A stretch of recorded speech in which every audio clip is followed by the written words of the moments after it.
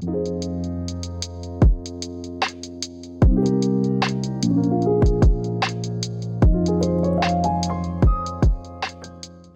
everybody, welcome back to The Pressing Matters. I'm Scott. Thank you for tuning in today. Thank you for your support.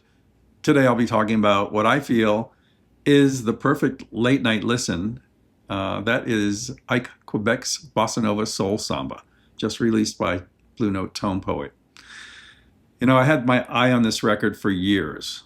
In its earlier Audiophile edition, Analog Productions had a 2x45 way back when. And although I had never heard it and I was just getting into jazz, I knew someday I was going to own this record. I loved the visual promise of it. It looked so intriguing, and it still intrigues me.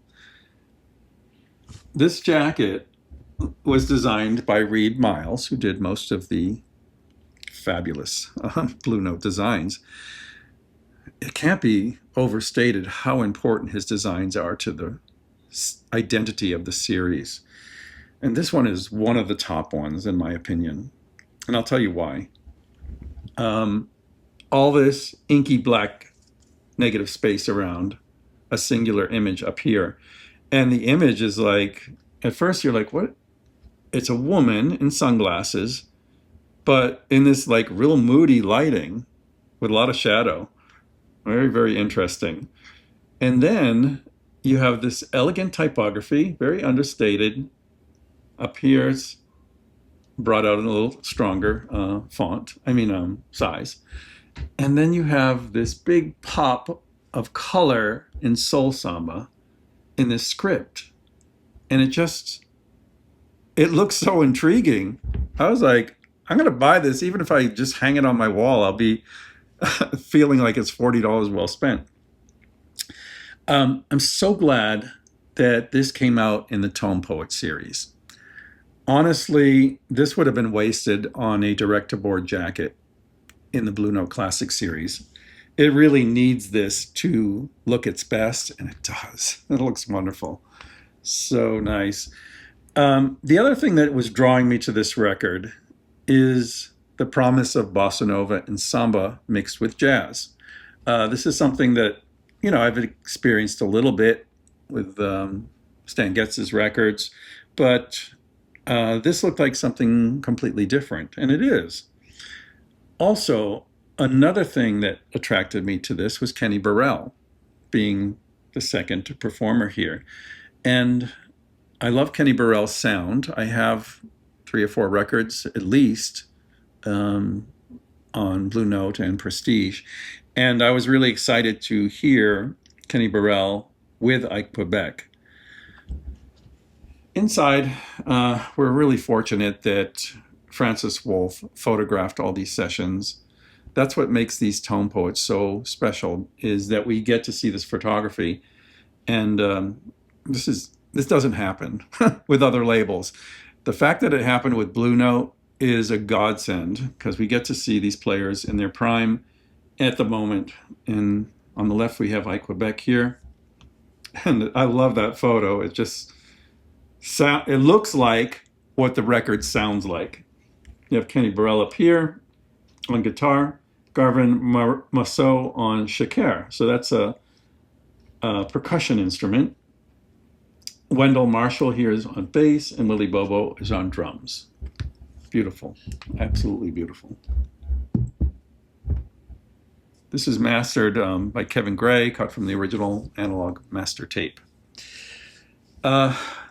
Musically, why do I say it's a late night listen? Well, one of the requirements for me for a late night listen is gentle continuity throughout the record. So I don't want anything sticking out. I don't want anything like blaring out or calling attention to itself. I want gentle transitions between different moods, different tempos, and this fits the bill perfectly there. I like intimacy, so I like an intimate recording. Rudy Van Gelder did a wonderful job in that regard here as well. Of course, everything is clearly audible. It's not that it's not. It just has a quiet, elegant intimacy that works really well for late night listening.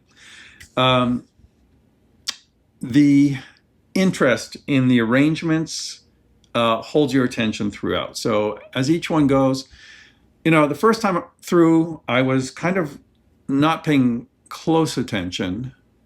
It wasn't a late night listen. It was when I first got the record. I said, okay, it's kind of like, it sounds a little samey across, but that wasn't actually the case. Focused listening at night revealed changing aspects of each performance, each composition, and my first impression was not correct. It has enough variety and interest to have a lot of different dimensions as the record unfolds. The performances are wonderful.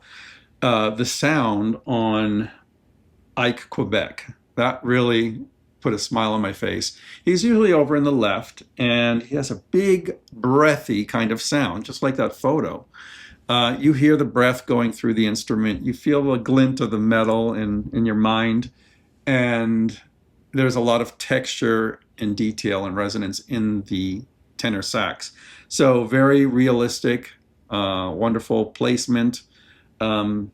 It's fairly early stereo, but it's not like any kind of hole in the middle stereo. On the right, mostly, is Kenny Burrell. Understated guitar sound, always very beautiful, detailed, and complex as well.